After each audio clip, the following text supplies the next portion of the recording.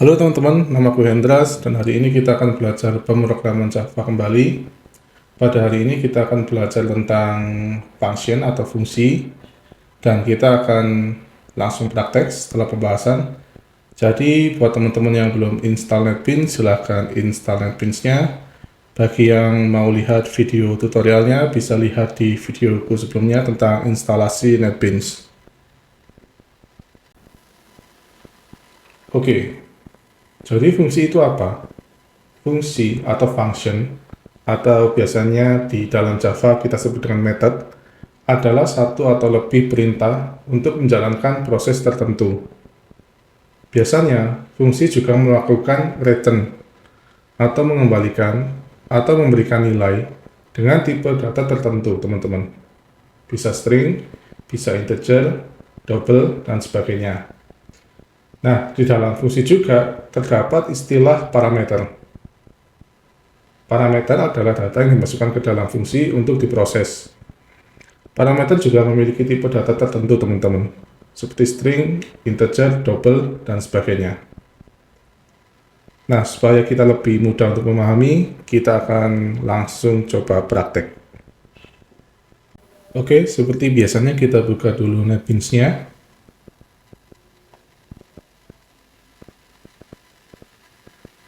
Setelah itu kita buat project baru. Kita kasih nama misalnya Java Function. Ini.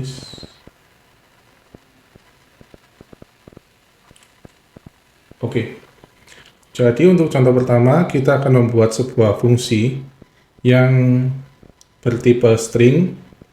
Kemudian dia memiliki parameter string. Jadi pada fungsi ini dia akan mengembalikan nilai berupa selamat pagi atau selamat siang atau selamat sore atau malam ya, tergantung dengan kondisi parameter yang diberikan. Contohnya seperti apa, kita langsung saja coba ya teman-teman. Jadi membuat function atau fungsi ya, atau metode, ini sangat sederhana teman-teman. Teman-teman tinggal tulis static, kemudian tipe data yang ingin dikembalikan, kemudian namanya, nama fungsinya, misalnya greetings gitu ya. Kemudian tanda kurung. Nah, di dalam tanda kurung ini kita bisa memasukkan apa yang disebut dengan parameter, teman-teman. Jadi parameter ini adalah data yang nantinya akan diproses di dalam fungsi. Oke. Nah, misalnya kita tuliskan di sini time gitu ya. Setelah itu kita tuliskan if di sini. Kemudian kita tuliskan seperti ini, equals. Kemudian ini pagi.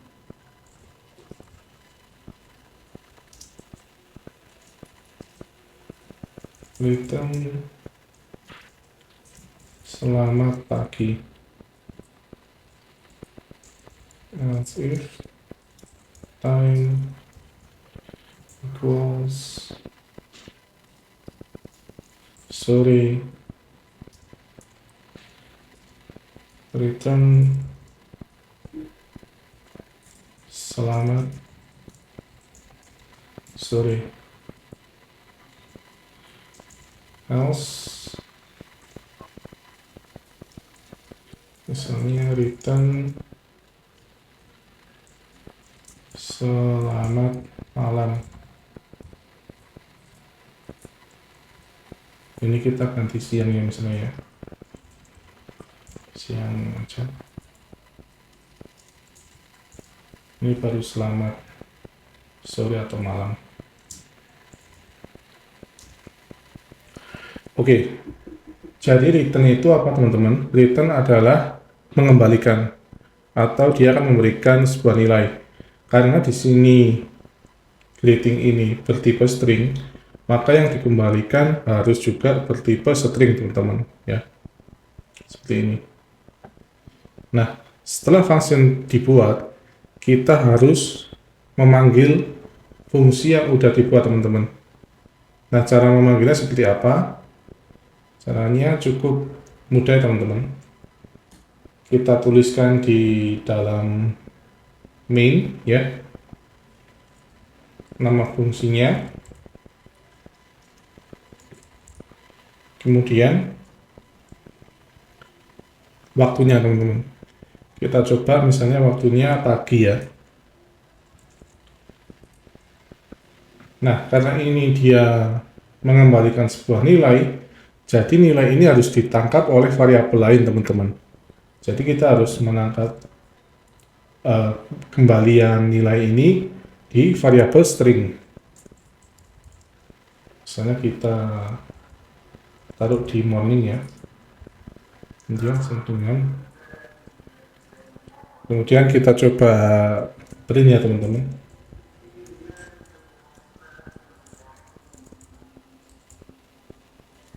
Morning. Kemudian kita coba run. Nah, hasilnya akan seperti ini ya teman-teman. Selamat pagi. Apabila ini diganti dengan siang, ya, maka dia akan menampilkan selamat siang. Kemudian kalau ini diganti sore atau malam, ya, dia akan menampilkan selamat sore atau malam. Oke teman-teman. Oke teman-teman, jadi sekarang kita akan coba bikin contoh lain ya. Di sini kita akan membuat fungsi di mana dia akan menjumlahkan parameter pertama dengan parameter kedua. Kemudian totalnya akan dikembalikan. Jadi di sini kita tulis ya static, kemudian integer ya, kemudian misalnya namanya count, kemudian parameternya integer juga, number one. Nah teman-teman, kalau mau menambahkan parameter baru atau parameternya lebih dari satu, teman-teman bisa menggunakan koma ya teman-teman. Jadi misalnya number one, kemudian parameter kedua misalnya number two, kemudian misalnya ada lagi integer number three gitu ya, dan seterusnya. Oke. Di sini kita pakai dua parameter aja ya teman-teman. Setelah itu kita akan jumlahkan. Kita bikin dulu variabel untuk menampung totalnya ya, misalnya total input sama dengan number one ditambah dengan number two. Kemudian baru kita return ya total input. Nah, ini udah cocok ya teman-teman. Jadi total inputnya integer, kemudian fungsinya tipenya integer, yang mengembalikan nilai integer. Oke. Setelah itu di sini kita coba bikin integer example 1 itu ya. Kita panggil fungsinya dengan cara tuliskan namanya. Kemudian kita masukkan parameter pertama misalnya 7 ya teman-teman. Kemudian koma parameter yang kedua 3 itu ya. Setelah itu kita coba tampilkan hasilnya di sini ya teman-teman. Example 1. Oke. Kemudian kita run. Nah, hasilnya 10 ya teman-teman. Oke, sebelum lanjut lagi, mungkin teman-teman ada pertanyaan seputar pemberian nama dalam function ya. Ini sama dengan rule yang ada ketika kita memberikan nama di variabel teman-teman. Jadi seperti huruf pertama harus huruf kecil, kemudian kalau lebih dari 2 kata harus menggunakan aturan camel case, ya. Itu sama teman-teman. Jadi penamaan dalam function dan juga penamaan dalam variabel itu sama ya teman-teman. Jadi teman-teman harus perhatikan.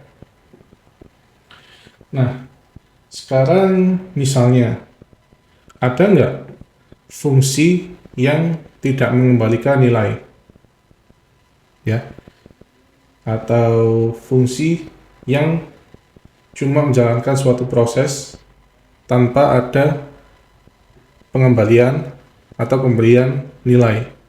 Nah, jawabannya ada teman-teman. Fungsi ini disebut dengan void ya teman-teman. Jadi misalnya kita ingin menggunakan fungsi yang sama tanpa mengembalikan sebuah nilai, caranya kita tinggal ubah tipe datanya menjadi void. Seperti ini teman-teman. Oke. Setelah itu returnnya kita hapus. Nah, sistem print ln-nya ini kita taruh di sini teman-teman. Ya. Ini kita ganti jadi total input. Nah, kalau sudah seperti ini, kita nggak perlu lagi memasukkan hasil nilai dari proses yang ada di dalam fungsi ke dalam variabel teman-teman, ya, karena dia tidak mengembalikan nilai apa-apa, jadi kita nggak perlu memasukkannya ke dalam variabel. Jadi kita cukup memanggil fungsi itu tanpa memasukkannya ke dalam variabel. Nah, seperti ini teman-teman. Kita coba jalankan.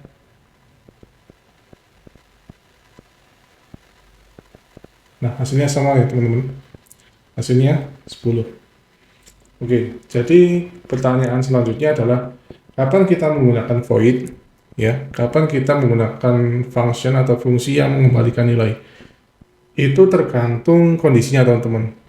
Kalau teman-teman pengen fungsi itu mengembalikan nilai dan dipakai untuk variabel lain, teman-teman bisa menggunakan fungsi dengan menggunakan tipe data ya teman-teman, atau yang mengembalikan nilai. Tapi kalau teman-teman cuma sekedar ingin menampilkan, ya, dan nggak ada proses lain, contohnya seperti ini, teman-teman bisa menggunakan void. Oke. Oke teman-teman, jadi tantangan pada hari ini teman-teman diminta untuk membuat aplikasi atau program ATM ya teman-teman. Jadi tampilannya akan seperti ini, ada pilihan menunya, misalnya user memilih menu nomor 1 ya untuk melihat saldo, ya, dia akan muncul 0 rupiah. Kemudian apabila user memilih 2 untuk store uang, kita pilih misalnya 1 juta ya, 1, 2, 3, 4, 5, 6. Kemudian kita cek lagi, nah, dia akan masuk ya uangnya 1 juta. Kemudian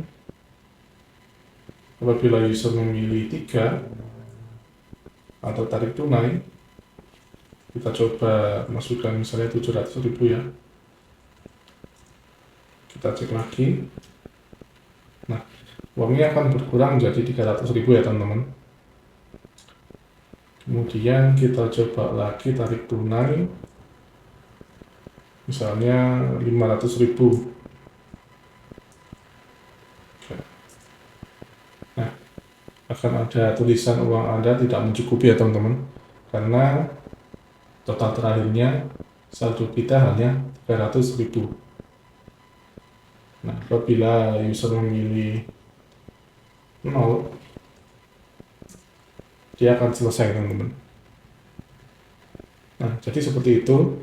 Teman-teman sekarang coba pikirkan bagaimana caranya untuk membuat aplikasi atau program seperti ini. Setelah itu kita akan bahas code-nya bersama-sama ya. Teman-teman bisa pause dulu videonya dan silakan mencoba. Oke, gimana teman-teman? Udah bisa bikin aplikasinya atau programnya? Sekarang mari kita bahas bareng-bareng code-nya ya teman-teman. Pertama kita bikin dulu beberapa variabel. Yang pertama ada balance. Ini digunakan untuk menyimpan saldo kita. Kemudian ada isLogin. Di sini digunakan sebagai indikator supaya pilihan menu ini terus ditampilkan sampai kita memilih pilihan 0 ya teman-teman untuk mengakhiri. Kemudian ada menu di sini untuk menyimpan pilihan mana 1, 2, 3 atau 0. Kemudian ada scan, jangan lupa ya teman-teman untuk menghandle inputan si user ya. Setelah itu baris code selanjutnya ini ada nama banknya teman-teman. Teman-teman bisa isikan sesuai keinginan teman-teman ya. Di sini aku pakai namanya Bank ABC. Kemudian untuk menampilkan menu kita bisa gunakan do while ya teman-teman, atau teman-teman mungkin ada yang pakai while is okay. Setelah itu masukkan menu-menu yang ada ya, misalnya 1 untuk melihat saldo, 2 untuk store uang, 3 untuk tarik tunai, 0 untuk selesai. Next, ini ada user input ya teman-teman. Kemudian user input ini dimasukkan ke dalam variabel menu. Setelah itu kita cocokkan kondisinya. Kalau kondisinya 1, dia akan memanggil fungsi viewBalance. Jadi viewBalance ini digunakan untuk menampilkan saldo kita saat ini. Di sini ada parameternya balance. Ya, kita ke bawah sebentar ya teman-teman. Jadi seperti ini viewBalance. Sini parameternya balance, karena dia tidak mereturn atau mengembalikan atau memberikan nilai, jadi kita bisa menggunakan void ya teman-teman. Jadi dia di sini cuma menampilkan balance atau saldo kita bisa pakai void. Oke. Kemudian kita balik lagi ke atas ketika user pilih 2 atau setor uang ya teman-teman, kita masukkan perintah untuk memasukkan nominalnya berapa. Setelah itu kita panggil fungsi untuk menyimpan ya, store di sini ya.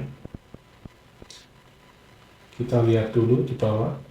Nah, di sini ada 2 parameter ya teman-teman, balance dan number of money. Oke. Kemudian nilai returnnya total balance-nya teman-teman. Jadi saldo saat ini ditambah dengan uang yang dimasukkan. Setelah itu nilai store ini akan dimasukkan ke dalam variabel baru namanya new balance. Kemudian new balance ini akan dimasukkan ke balance ya. Jadi ini akan di replace ya, atau diganti dengan nilai balance atau saldo yang baru ya teman-teman, seperti ini. Yang ketiga ini mirip ya teman-teman. Yang ketiga ini mirip, kita pakai fungsi debit, parameternya sama, balance sama uang yang dimasukkan. Bedanya kalau debit ini kita kurangi ya teman-teman, kalau store kita tambah, kalau debit kita kurangi. Cuma di sini kita kasih kondisi lagi ya teman-teman, ketika uang yang dimasukkan ini ternyata lebih besar daripada saldo kita akan tuliskan bahwa uangnya tidak cukup ya teman-teman. Ketika uangnya cukup, baru akan diproses ya, seperti ini. Setelah itu yang terakhir ada menu 0 ya teman-teman. Jadi ketika si user memasukkan inputan 0, maka dianggap prosesnya telah selesai gitu ya. Jadi dia akan keluar dari programnya, kemudian akan ada tulisan terima kasih telah bertransaksi bersama kami. Seperti itu ya. Oke teman-teman, jadi sekian dulu pembahasan kita pada video kali ini. Mungkin teman-teman yang masih bingung bisa lihat code-nya, udah aku upload ya, jadi teman-teman bisa download, linknya ada di deskripsi. Nanti teman-teman bisa lihat atau teman-teman mau bandingkan dengan code teman-teman, silahkan ya. Oke, jadi sekian dulu. Semoga bermanfaat, sehat selalu, semangat selalu, dan sampai jumpa di video berikutnya. Bye-bye.